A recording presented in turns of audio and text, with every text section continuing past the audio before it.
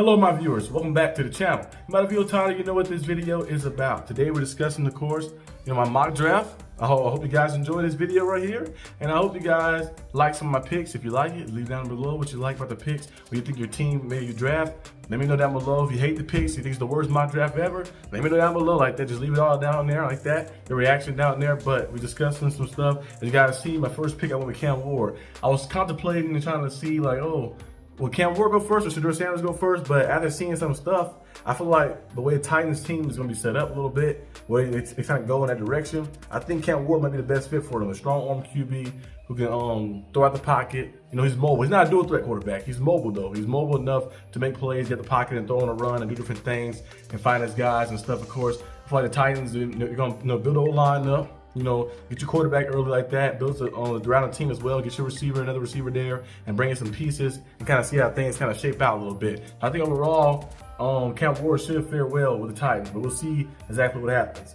Second pick I had Bill Carter, get taken by the Browns. The Browns are still kind of banking on Deshaun Watson a little bit. You kind of feel that a little bit because they brought some quarterbacks in. They're talking to Russell Wilson right now. They're bringing Russell Wilson in to be a guy. Basically, just to hold him until Deshaun Watson is ready to go. He might not be ready at the beginning of the season because he re-ruptured his Achilles, so he could be out maybe part of the beginning of the season or maybe out the whole year. You never know. So they still had that contract to restructure Deshaun Watson contract, so he might pass on the QB this year and maybe wait till like next year. They have to get another good quarterback or something, kind of see how things is. But you got Myles Garrett here. You can bring up the edge rusher in, bring up Bill Carter in on the other side. Bolster that defense up, bolster that team up all around. Get the pieces in nice. You got Jerry Jeudy already. Add pieces around the team, make the team all right, and get the team ready. The defense, second on the up front, the front seven, the secondary, get everybody kind of locked in. So when you do get that quarterback or Deshaun Watson come back, he might not be, I don't think Deshaun Watson the guy, but they believe he's the guy. Maybe come back, make things easier or something, but build the team up and bolster the team up, and you're going to be the same predicament over and over like that. Not having the right pieces around you like that. Kind of like the Giants. The Giants, I wasn't going to go offensive tackle at first, but I decided to go Shedeur Sanders because the Giants, need a quarterback and need to bring a guy in. They was banking on Aaron Rodgers, but Aaron Rodgers doing a lot of crazy things, saying that he's going to either go to the Vikings or he will retire and all this different stuff he's been doing. And he's 42 years old, so they probably need to go the best bet, like plan for the future. Get Shedeur Sanders. Now we know, let's be honest, these guys, be serious and real. The Giants have never drafted a black quarterback high up in the draft like this. So this will be the first time they did that. If they do it like that, because we've seen a lot of instances with the Giants. I don't think they ever had a black head coach or a black quarterback. They had Tony DeVito a few years back like that. Italian quarterback. It was like last year before last. But you don't really see like too many different stuff like that in the New York system like that. But I think Shedeur Sanders, with the way his publicity is around his name and everything surrounding him, and the way he plays and the way he's poised, and he feels NFL ready, he has that clutch gene in him that you can't teach and stuff. It'd be very marketable, of course, for him to go to New York. And also, I think the Giants can't pass on this guy right here. They can't pass on this guy. They get Shedeur Sanders and bring him in, and we'll see something big time, I think, for the Giants like that. You still got to fix your O-line, though. You add O-line pieces. Now, I'm not saying Shedeur Sanders should start right off the bat. You got to bring some O-linemen in there to build the team up like around as well. So in the second round, you take an O-lineman and maybe the free agency as well. They signed some few people. I think they signed Darius Slayton back. They signed some other people too as well. So we'll see exactly all the moves they make. But you got to build the O-line up too as well, because you can't have your quarterback getting hit a lot. But Shedeur Sanders have shown that even when everything not the best around him, he still found a way to get things done, still find a way to deliver the football, and still find a way to make plays and make things happen. So we'll see what happens. I think the Giants got to see Shedeur Sanders. I was going to say Will Campbell at first, offensive tackle, but I'm like, they might have to take Shedeur Sanders in this variation of it. Fourth pick, Travis Hunter. Travis Hunter had to go to the Patriots. Travis Hunter not going past 5, like I mentioned last time. Patriots getting Travis Hunter would be great. They already went out there and got, of course, Milton Williams. 5 sacks he had in the Super Bowl. The strip sack, maybe he had 5 sacks in the regular season. Then the Super Bowl had the strip sack, of course. Big time plays. He made the playoffs and stuff for them. They paying him like $23 million a year. You got him up front. You already got Christian Gonzalez there, who's a nice cornerback, lockdown corner on one side. You bring Travis Hunter in, who's a nice cornerback, lockdown the other side. Bolster that defense up and make your job easier for your young quarterback Drake May when you add those pieces around him. I wasn't gonna go McMillan like I did last time in this first round, but I'm looking at it like, you know what? They could go defensive approach. Mike Vrabel is the coach. Defensive approach, get that defense up, build that rushing attack so it'd be easier for him like that. Now we got Luther Burden. I had the Raiders take him. I was gonna have Ashton Jeanty go right there, but I said Luther Burden probably a better pick. I think he's probably I think him and Nick Luka and Matthew Golden are the top 3 receivers in the draft. I think Luther Burden will fit better with the Raiders with his route running ability, being a guy who's reliable there. Geno Smith will merge well with him, with Brock Bowers there, with Jacoby Myers there. It'd be a nice little trio like that weapons. I had Armand Mebu go to the Jets, offensive tackle. He had Billy O lined up. I had Jalen Walker go to the Panthers from Georgia, linebacker. He can play, he play edge, he can play inside. He's a very versatile piece. The Panthers definitely could add a piece on the outside like that who can be able to get to the passer over and over, make plays for them defensively, and add a dynamic playmaker on the defensive side. So I went with Jalen Walker. I had Kevin Banks Jr. go to the Saints, offensive tackle. Josh Simmons, Bears, offensive tackle as well. As you guys know, Ben Johnson is there. Ben Johnson and the Lions really had a lot of success because the O-line was very good. The Lions built that O-line up real good, taking those picks up, those offensive tackles, those inside linemen, those different guys that kept drafting over time, building that line up very well like that, and having depth pieces too as well. They built that O-line up nice. So the Bears did do that as well. So you have Caleb Williams there, you have Keenan Allen, you have Rome, and all these different individuals and receivers, and you got these running backs and stuff. But you need to go out there and add those pieces on the O-line and protect the guy to give him a chance to put the ball in the field. And I think with going with the offensive tackle right here, bring another guy in and bolster that lineup is going to help out a lot. You're going to run the football, be able to throw the ball deep, and do all the things you want to do. I had Mason Graham. Last time I had Mason Graham go like top 5. This time I had Mason Graham at 11 with the 49ers D-line. The 49ers to add a piece, a big-time game-changing piece of D-line. I think Mason Graham is that guy. As you guys know, the 49ers lost a lot of different individuals. They lost a lot of pieces, of course, but they still have some guys there. Bosa is still there. Fred Warner is still there. You had a guy like Mason Graham. He could be the next part of your big trio that you had before. I had Emeka Egbuka go to the Cowboys. The Cowboys need offensive linemen too as well. Offensive tackle would be great, but you got to add playmaker on the outside next to CeeDee Lamb. You have, of course, CeeDee Lamb on one side, and the Cowboys really didn't do a lot in free agency, so I'm like, you got to add a big-time receiver. Emeka Egbuka is a deep threat. He'll bring a different element to your team, open a lot more. Dak Prescott, we know, he's a good quarterback, good enough to push the ball down the field as well. He might have his moments in the playoffs where not shine a lot, but then you have Emeka Egbuka on one side, CeeDee Lamb on one side. You should see some big numbers and some big stats from him. I think that'd be a nice little sign up for the Cowboys, pick up for the Cowboys. I had Will Johnson go to the Dolphins. I had Tyler Warren go to the Colts. Mike Green go to the Falcons, the edge rusher. I had the Cardinals get Shamar Stewart.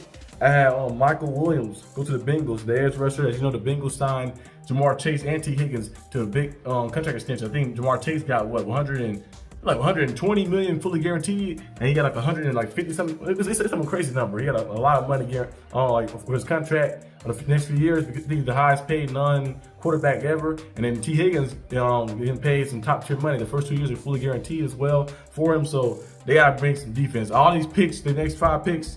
I don't know. They got 5 picks or 6 picks in the draft. All those picks should be defense. Like you bring an edge rusher in, you probably bring a linebacker in next. I'm bringing a cornerback in and keep bringing different pieces in. All those got to be draft picks. Draft picks got to be defensive players because you're going to be tied up now. You got to build your defense through the draft now because you won't have enough money to maneuver around. You're going to lose Trey Henderson, so you need a replacement. So bringing in a guy like Mikael Williams will be very good.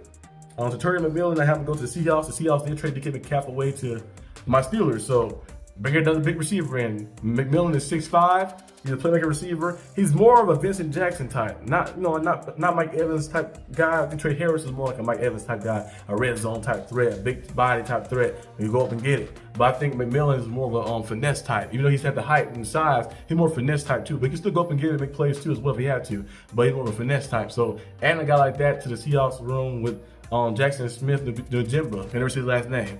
Add him with Cooper Kupp there too, and over so much more. Sam Darnold is there. You got Clint Kubiak calling the offense as well. So I think it opened up a lot more. You might see them surge offensively, and that division is still wide open. So anybody can win that division still.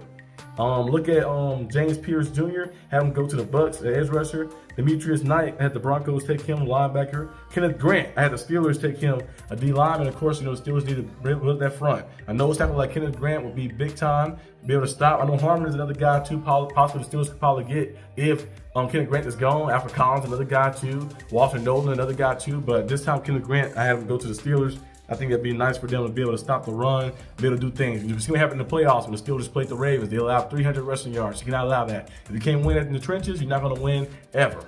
Now let's move on to the next pick. 22nd pick. I had Tyler Booker go to the Chargers inside offensive lineman.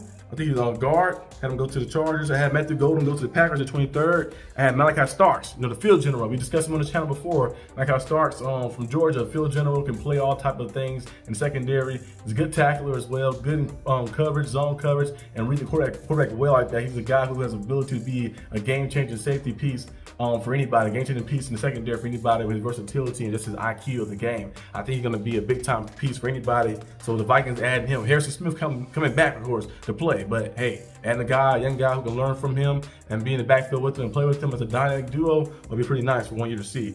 I had Gray Zabel from Texas, offensive tackle go to the Texans. You guys know Texans traded away Larry Tunsil, which was still crazy, surprising. So you might have to go out there and draft a guy too, because you traded away him. You got to bring a guy in. I had the Rams take Colson Loveland tied in. I also had Donovan, I can't ever say his last name, Izaraku, something like that.